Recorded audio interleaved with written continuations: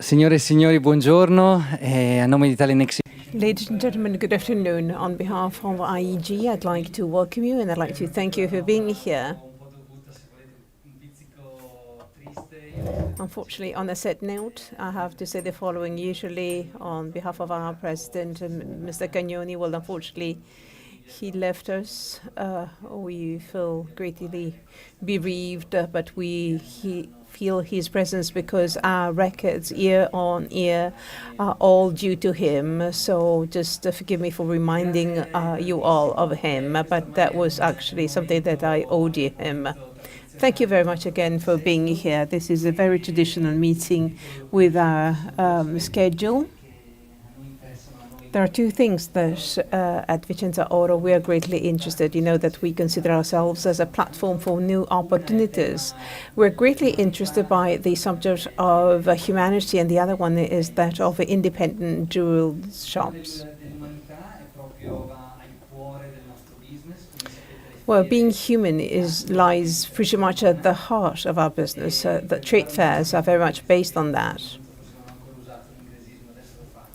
I'm going to use an English word because I think that we're shifting from the concept of transaction to the concept of interactions. So trade fairs are not just based on business, on transactions, on the meeting between buyers and sellers with shift of ownership. It is mainly an interaction. It's an opportunity for us to learn more, to get to know something more. So it's not just business. This is an opportunity of modern trade fairs to open up to information and culture. This is the role we play, and this is something that we cannot do ourselves. This is why we consider ourselves as open platform. And unfortunately, I'm using yet another English word, but we are very pleased to work as platforms together to people who are knowledgeable and institutions who are knowledgeable. This is why we cooperate with Assogemme, since they are very learned. The second subject is independent jewels. Well, the B2B model is pretty much dedicated to independent jewelry. Independent jewelers bring about variety, diversity, which all belong to a system that the greater and more diversified is, the greater interest it attracts. So there are over 200 exhibitors. Most of them work with independent, nearly 1,200 independent exhibitors. They interact with independent jewelers, and we'd like to welcome as many as possible. I just met a top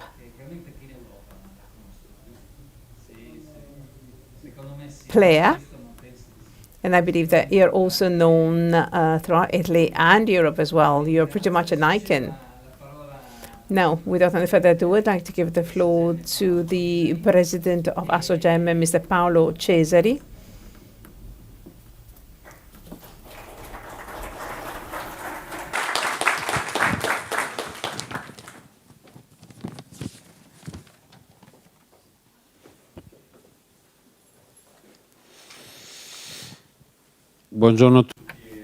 Good afternoon, everybody, and thank you very much for being here today. After Marco's welcoming words, I would like to welcome you all on behalf of Assogemme. Welcome to this new meeting. A meeting that, once again, is intended to be a meeting of reflection. Because without reflecting and thinking and pondering, you cannot build your future, let alone a better future. And thoughts arise from doubts. Doubts that generate questions. Therefore, I would like to welcome you all with a question. Assogemme is an association of entrepreneurs who dialogue with other entrepreneurs and their managers. Its model is a B2B model. Mr. Carlo Bartorelli is an entrepreneur whose core business is dialogue with the end customers. His model is exquisitely a B2C model. We will discover together that Carlo has also built his business by signing strategic agreements with large groups, that he has also created his own jewelry line. However, his core business is the dialogue with end customers, communication towards end customers.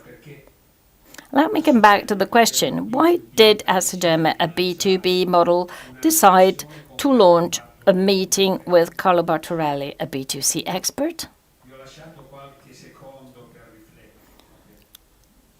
So just think about that. But don't worry, I will give you the answer. Also because there are at least 3 answers. The first answer is based on a simple observation. Assogemme works if the production works. Production works if distribution buys. Distribution buys if it sells. Nobody enjoys stocking up for production anymore. Distribution sells if the end customers buy. End customers are a precious gem that hopefully will not become rare. Knowing what the link in the chain closest to this precious gem does is vital for the whole chain. I have nearly finished. But there is also a second answer to the question, why did Assogemme decide to launch a meeting with Carlo Bartorelli? Well, today everyone is asking for feedback, from post offices to truck stops, from technical assistance services to restaurants. Our opinion counts because others can learn from our opinion. Well, of course, in order to learn, we must be able to take a judgment into consideration, a judgment with which we agree or disagree, but which is a simple and valuable stimulus for growth. And this is true for all opinions, because in this volatile, uncertain, complex and ambiguous world, there are no longer any healthy carriers of truth or bearers of truth with their own patents and certifications. This is true for every possible opinion, because in this volatile world, in this uncertain and complex world, I'm sorry, I was rereading the same line. For sure, Carlo's opinion is a qualified opinion, but we must get used to listening to everyone's opinions, because precious gems can be found in the most unexpected places.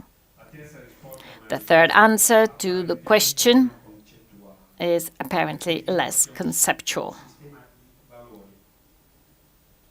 It refers to the value system, a value system that I share with Carlo and that I've shared with a person from Rimini, a grand person, a multifaceted person, a person that is not easily defined, entrepreneur, politician, organizers, passionate, visionary person.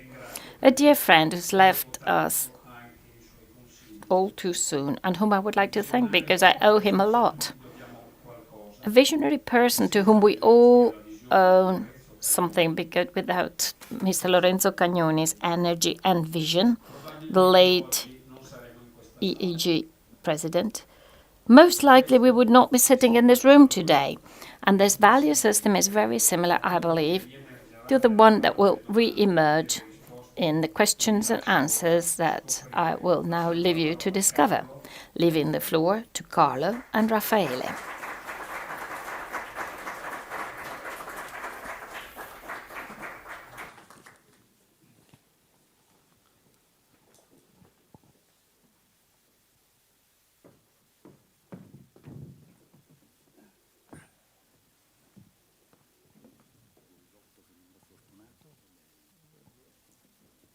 decidendo.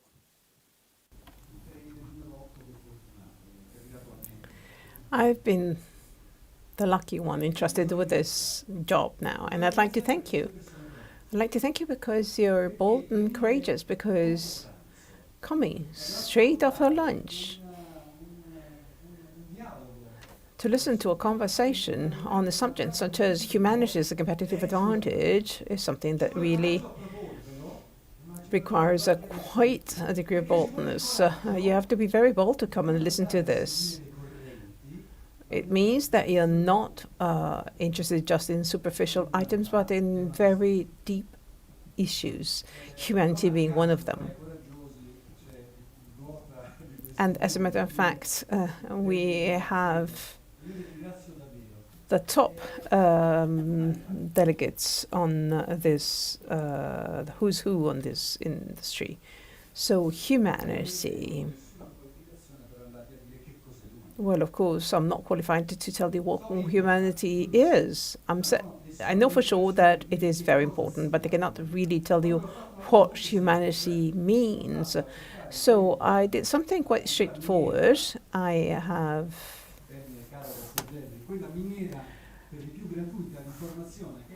looked it up on the internet. I searched the Treccani description, and I'm going to share it with you. Humanity, from humanitas in Latin, describes the human nature, being a human being, the human condition, especially with reference to the quality, characters, advantages, and constraints of the human condition, i.e. frailty, weakness, defects, imperfections of our being human beings. Sentiment of human solidarity, of understanding, of indulgence towards next door neighbors. This is going to be the subject matter of today's conversation, to try and understand why this makes the difference between working well and badly.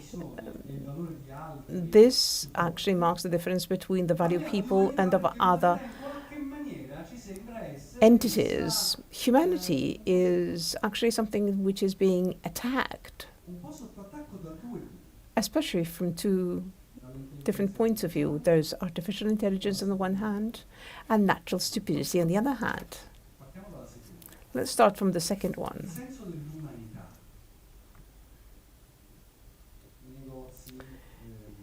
In stores,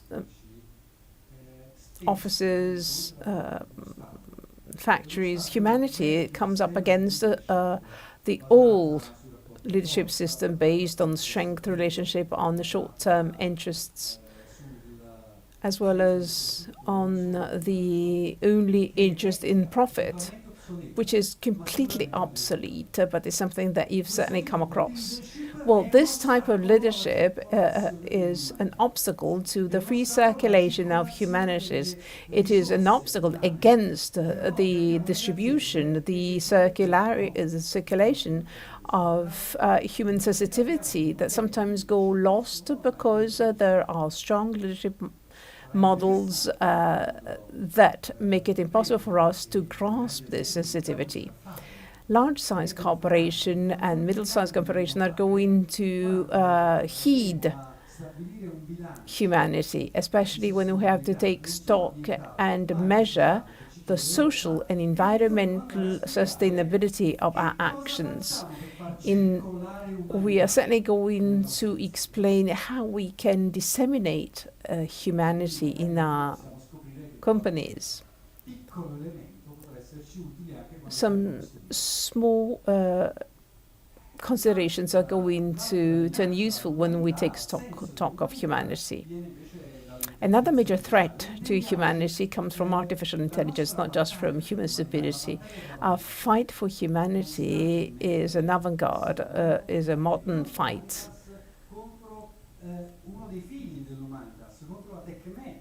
So we are not going to see a conflict between technology and humanity, because these two are strong allies that joined together can achieve important results.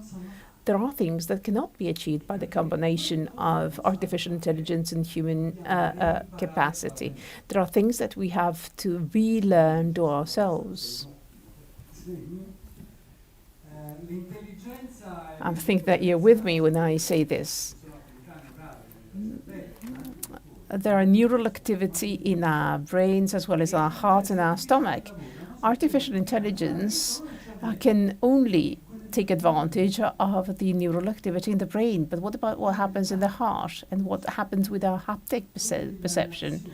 And what happens with the human relationship, with the warmth that goes with human relationship? Well, that is something that we have to add, because artificial intelligence cannot consider that, cannot contribute that, because as human beings, we are the only ones that can add that touch. All those who have a direct contact with the final, with the end consumer, have to rely on their storytelling capability, on that kind of warmth relationship being established, which is as important as communication or the fantastic management of big data that we can master thanks to artificial intelligence, because without the human touch, we cannot achieve anything. So today we're going to devote ourselves to a major subject, to a major topic. Welcome. So we have to find our humanity, something that artificial intelligence cannot do. Artificial intelligence is something utterly perfect, whereas humanity has constraints and defects. And it is based on also something which is totally irrational. What about the rationality of buying a piece of jewelry, by the way? How can you talk about humanity, therefore? It is as if we were to bake a cake. If I have to bake a cake, I have to ask somebody who can do that. So I asked both for the recipe and for a description of how you do it. Well, Carlo is the right person. Carlo is the owner of a group. He sells jewelry, he sells watches, as well as humanity by means of empathy, human relationship, and listening capability. So because he's knowledgeable on the subject, we're going to ask him how he does it. Well, my speech is over. Just a couple of additional information on Carlo. Bartorelli as a company has an online store as well as a number of point of sales, but I believe that you have one in Riccione, Milano Marittima, Bologna, Cortina, and Forte di Marmi, if I'm not mistaken. On top of that, Bartorelli manages also single brand stores with Hublot and Bulgari brands, and again in Forte di Marmi. And this is something that has been developed, and he's going to tell us how he developed that. How much of empathy did you need to develop this all? Well, good evening, everybody, and thank you very much for being so numerous. I hope I will deserve your attention. And I will try to give an active contribution to an industry which is such an important one. Thank you very much, Paolo, for asking me to come. Thank you very much, Raffaele. We've known each other for 32 years, I believe. So there is not one single ingredient before talking about humanities. I mean, there are many different components together with humanities that I'm going to tackle. To be successful, and success is something relative, because today you may be successful, who knows what is going to happen in the future. It's a test that you take every day. But you have to be determined. You have to work hard.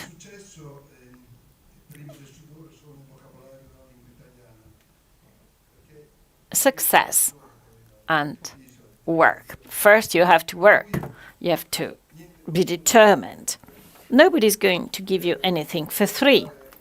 So to reach a certain level, there's no lift You have to climb stairs. If you want to grab a train, you have to go to the station. It doesn't come on your doorstep. So you have to be passionate. Human nature plays a fundamental role. I have a family tradition. I am the 4th generation. We started from Riccione, a small tourist village in the Romagna region, as you can probably tell from my pronunciation. And I have always experienced humanity, because family is the place where you learn to interact, to communicate, to have a dialogue. Ever since I was a child, I learned empathy and the capability of having a dialogue. So the family comes first. It is the training place for humanity. And in our industry, when confronted with artificial intelligence, which is something complementary to what we're talking about today, artificial intelligence allows us for the digitization of our companies and the optimization of many different aspects, the management of stocks, the management of costs, the management of customers. There are tools today that allow us to manage all these aspects in the best possible way. But of course, we should not lose the heritage which made our parents successful, which is the human nature, the capability of reaching the heart of our customers. Artificial intelligence. I mean, we all know that the human brain is the most complex organ in our body, but artificial intelligence can at least partially replace it through algorithms. However, the heart, the emotions, looking a person in the eye, touching a person, understanding what this person desires, connecting with the innermost part of a person, the heart, the site of emotions. Well, this is something that only a human person can do. And I've done this in my development, professional development. And this has been one of the weapons of my success. It has been the winning weapon.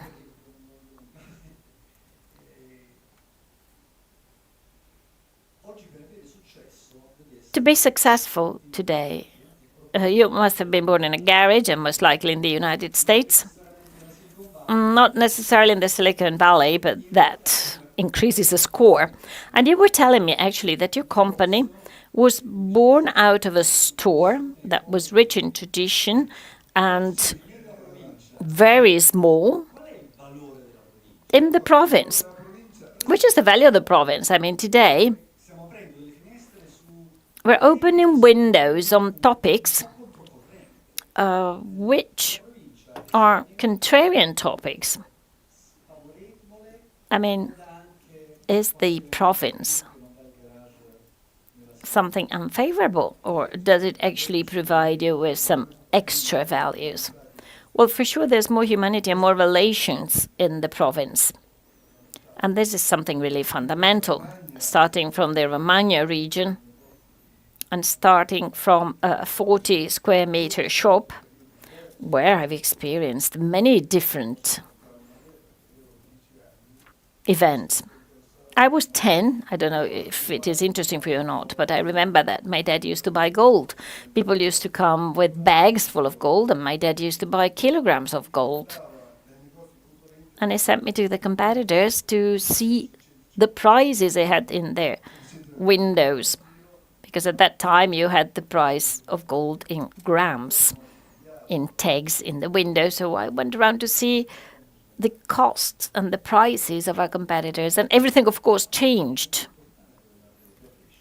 Well, another important aspect of your growth is your capability of interacting with brands. I mean, today we're here to talk about the final customers, but you have also been able to communicate with the most important brands. So how did you manage to do that? Well, your company must be richer than the entrepreneur, and that was my case. Our healthy company allowed us to invest in digitization, in qualified staff, in an organizational structure that allowed us to be ready to meet the new needs and to meet the needs of these large brands. They don't give you anything for nothing. I mean, they may give you their brand. If Bulgari allows you to sell their customers, well, it means that they have confidence in you. And this is only possible if you have a significant structures in terms of its organization. And then, of course, they also understand that the human nature is something important. Sometimes store managers do not have the passion that you have when you have been living and working in that industry since you were 10.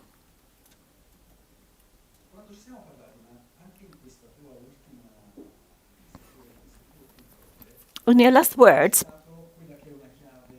you have mentioned a fundamental element of your work, the people behind the counter, the staff.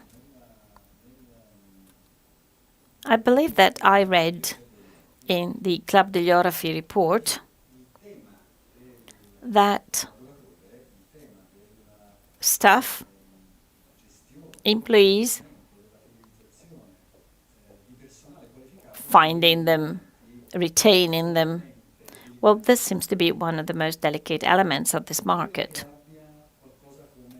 I believe you got about a headcount of 45? Yes, 45. Please tell us, how do you find them? How do you retain them? And how do you keep them motivated? Well, talking about employees, well, this is an issue in every possible industry. And it is not easy to find employees who have already been trained, who are qualified. And in the jewelry industry, we have significant gaps. In the watch industry, the situation is much better, but in the jewelry industry, there's still a lot of lack as far as qualified staff is concerned. So you have to be lucky. Like with anything in life, you have to follow your instinct. But it happened to me very often that I thought this is going to be a perfect employee, but things did not go that well. But the most difficult thing is retaining your employees. Apart from all what is happening with artificial intelligence, it is necessary to humanize companies. And humanization is the real turning point of our century. So humanizing company is the true turn point of our century. Yes, I'm deeply convinced about that. First of all, because you have to speak to your employees. They must feel part of a shared project. And of course, you can do that with the best employees. And you have to have a dialogue so that they feel involved. Being able to listen to anybody makes you not only a nicer person, but you may also run the risk of learning something. So you have to listen to everybody. You have to listen to your employee. And if the employee is involved, well, this employee will be much more productive and much more loyal, because loyalty goes through the dialogue. A motivated employee feeling he or she is important is fundamental to build your company. And I've been always doing that. Sometimes people criticize me. They said, you are too friendly with your employees. But it is only with friendship that we can share the sacrifice and the effort, because in our work you must always be available. Some customers of mine, and this is what I also demand from my employees, some customers send you questions at 11 o'clock in the evening, and you must be willing to answer. And I give the example, but my employees must do the same. So the magic words are listening and setting the example. Exactly. And then meritocracy. In my viewpoint, if an employee is excellent, the employee is not a cost. he or she is a fundamental resource and should not be viewed as a cost. And you must be able to reward this person. The cultural level today is much higher than in the past. Therefore, you have to meet the employees' needs. 3 key words: dialogue, meritocracy, and listening.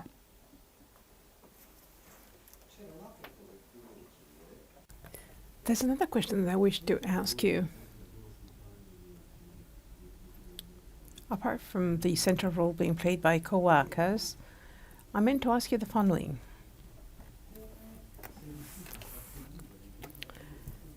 How did you succeed in having within your group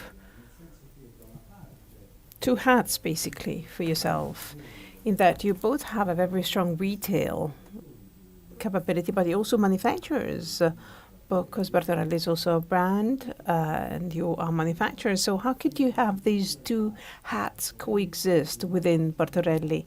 Bartorelli is a brand of manufacturers and is also a retail chain. How can you do both? Well, again, humanity is the answer, because you have to understand what the customer requires. Thanks to our single brand stores, we got to know our clients or end consumers, and getting to know these customers, we developed ad hoc products. We understood that there were some failings in the manufacturing capability, so we've tried to supplement our line of jewels. We started off only a few years ago, but we'd like to see a further development. We're certainly very well specialized in top of the range jewelry. We manufacture jewels with diamonds. We try to be always a step ahead, and try not to fall into the trap of standardization. We want to have custom-made jewels, getting to know our customers through our stores. We understand what the specific needs are so as to come up with customized issues. Through our shop managers, we basically learn what the customers expect of us. There are a number of keywords with your company: family, relatives, and listening. Listen to store managers and customers. Custom-made, tailor-made products is your buzzword, basically. So through listen to your customers, to your shop managers, you can understand that there are opportunities to be grasped, that there are needs to be met, so as to come up with an ad hoc product, which is pretty much, again, customized. One last question before we close. As a matter of fact, we should have also your customers holding this conversation together with us, because, again, they play a very important role. We should heed what they say. We're talking about humanity as a competitive advantage. What do you think your customers would say to that? I'm sure that they are certainly going to be pleased to be listened to, but what additional role do they play? So certainly they want to be listened to, but also they expect a great post-sales service. Top-of-the-range customers obviously require a top-of-the-range service, and this is what we come up with. You have to know your customers. I follow a number of customers myself, and you have to know all of them. You have to know their wishes, their expectations. A very important customers in Naples is always buying watches. And one morning he called me up and said, I have to go to New York and this belt is too wide. I bought it specially for this trip, and I sent somebody over to Naples for the belt for the watch to be adjusted to his needs. You know, this is a small thing, but a large size company can do that. You know, if you consider your customer as an asset, you try and follow suit to their requirements. Well, customers also basically are happy with the product that you provide them with, and you also have to have your company understand that we're a brand, and not only are we a brand, but we also are sellers of other branded products. So we are manufacturers, so we sell other products, and now we have to transform our company into a brand. Well, I listen to many of our customers saying that they go to Bartorelli and buy Bulgari, or they go and buy other designers' names. And we could achieve that because we invested heavily in communication, and we come and beat our customers, we heed our customers, we listen to their requirements. So I meet up with them, and we can create magic opportunities to get to talk to our customers, to get them express their needs.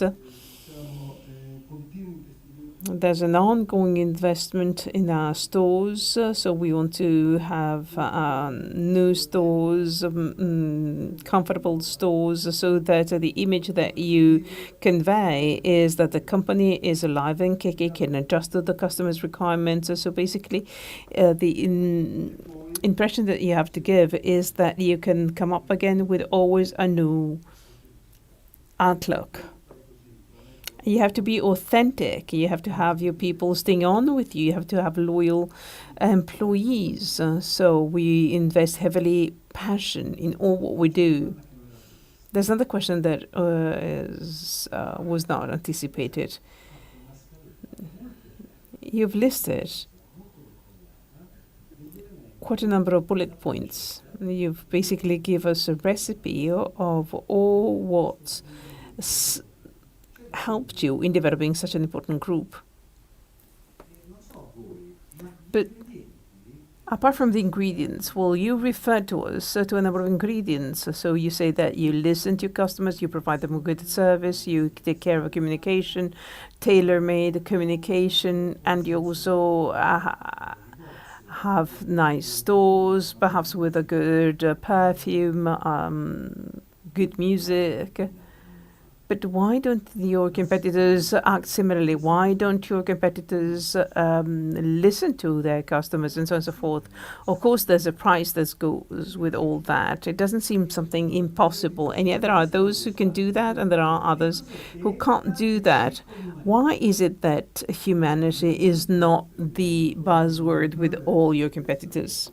Well, first of all, I believe they have to be curious. Curiosity is all important. Because if you're curious, your talent can meet up with opportunity. Well, I am very curious. I'm very interested and curious and passionate with doing things well, with doing what our competitors don't do well. I believe that our industry should grow from different points of view. Certainly you have to have passion, and this passion must create an added value, and this added value can have an impact on loyalty building and other assets. We might think that just having a good product is enough, but this is not the case. There are many other things that you need to sell a good piece of jewelry. Why our competitors don't do that? Well, I'm not saying that I'm the only one doing that. I'm doing it because I like doing that. I'm very curious, and I'm very anxious and eager to always improve. So a jewel is a nice thing, and you have to desire that, and you want to do that well, and you have to grant some pleasure accompanying your sale of a product. But let me go one step back, but if I may, and talk about your employees as well and your co-workers. I think this is a very complex issue. You talk about humanity. You're a champion of humanity, and that humanity should filter through your employee network. You have to have a project to have that humanity seeping through the different layers of your organization. So you have to have a project, even, being curious, being customer-oriented requires having a strategy, right? Now, going back to employees, trainers actually always talk about diversity and inclusion. Sometimes there's a lot of diversity and inclusion, but no empathy. Whereas you also highlight the importance of empathy. Do you take care of diversity and inclusion also in your network? So all your people should share in the project, right? Should have the same vision, but are they all the same, or are you making sure that there are differences amongst your employees in terms of training and other features? Of course, you have to have different and diverse staff. For the projects you share, you have to understand which added value the different people can give you. You can't ask a person to give you something that they cannot give you, so you have to be flexible. But that sounds trivial. It is not trivial. I mean, you enunciated the principles of situational leadership, which means don't ask people to do something impossible. Well, I'll tell you this in a very simple way. I do not want to be the boss in my company. I want to be the leader who listens to the people and make the people feel well. That's the issue, because if they view me as the boss, that's wrong. I must be able to listen to them so that they can all feel better and well. Sure. So you say, I do not want to be the boss. I want to be the one who makes everybody feel well. Yes, of course. I mean, I'm your friend, but of course, I am somebody you have to trust. And you check every morning that they wear a jacket. Of course, I think that it is the small things that make the difference. Leadership, being a person who's able to make other people feel well. Customers and employees, I believe that this is already a revolutionary element of humanity. I do not have any other questions, really, but do you have questions from the audience? Anybody improvising? I'll take the microphone to you. Just raise your hand. Oh, we even have a hostess who can bring you a microphone. So are there any questions on this issue? It is so important that maybe you've got some questions.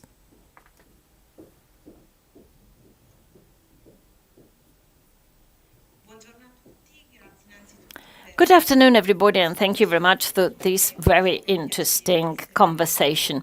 It is always a pleasure to participate in these meetings, listening to the point of view of those who actually live in this industry and make it.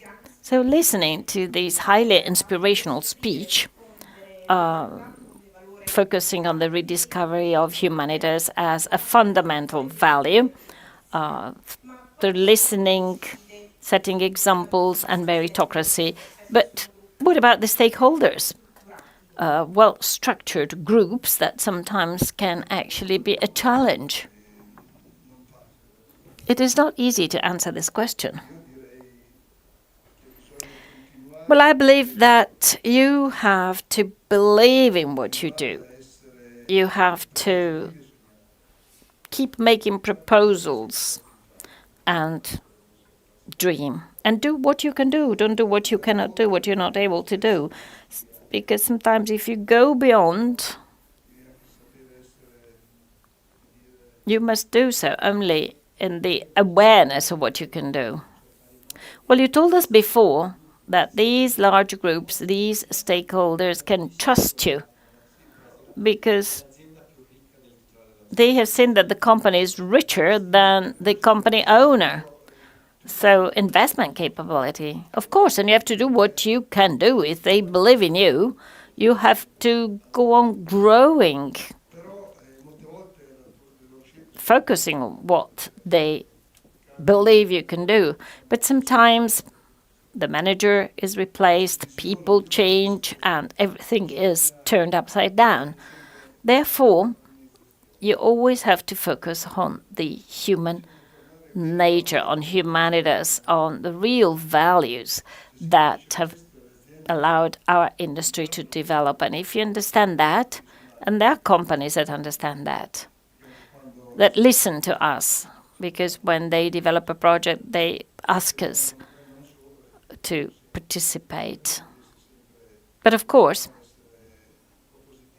you must always be there. You must invest in the quality of your offer.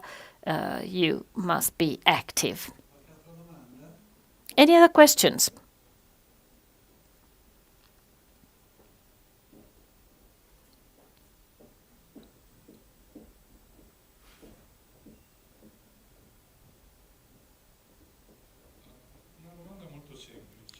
A very simple question. In your activity, did it have happened to you to, apart from the human side that must always be there because it is necessary to involve your employees, transfer to them your passion, and through that, sometimes, however, you may encounter very difficult situations. So my question is, did you ever experience a moment when you said, no, I don't want to even talk anymore with this person, be it an employee or a customer? Of course this happened to me. I'm not an angel or a saint. But believe me, I have always tried to do my best to avoid getting into this kind of situation. And when you get to this point, something really serious must have happened. Because if you have empathy for people, you also understand their problems. But it has happened to me. I said, I'm not going to serve that customer anymore. That was a very important customer as well, who only asked for discounts. That was the only way you could sell him something, giving him a discount. And one day I stopped serving him and I told my employee to take care of him. And I said, look, you can buy this item, but don't come back to our shop. He was exaggerating. So this can happen. Well, excellent. But in that moment, you actually defended the concept of humanity. Well, and this customer actually came back after 3 or 4 years, and now he's the most loyal customer of our company. So you can also train customers, not only employees. Well, I come from the Romagna area, and I have so many different facets. I can be incredibly good, but I can also be very, very angry. Well, thank you very much for being here, and I hope that you will take with you some of Carlo's sentences. The revolution of this century is humanizing companies. So take home all these precious ideas, listening to the customer, listening to the employees. Our president, Mr. Cesari, was saying that you can find gems everywhere. So let's go and discover where they are. Empathy, education, training, listening. Believing in yourself, developing projects, sharing projects, and doing what we are able to do and be happy with doing in the best possible way what we can do rather than trying something which we cannot do and maybe artificial intelligence can do better than we can. Thank you very much.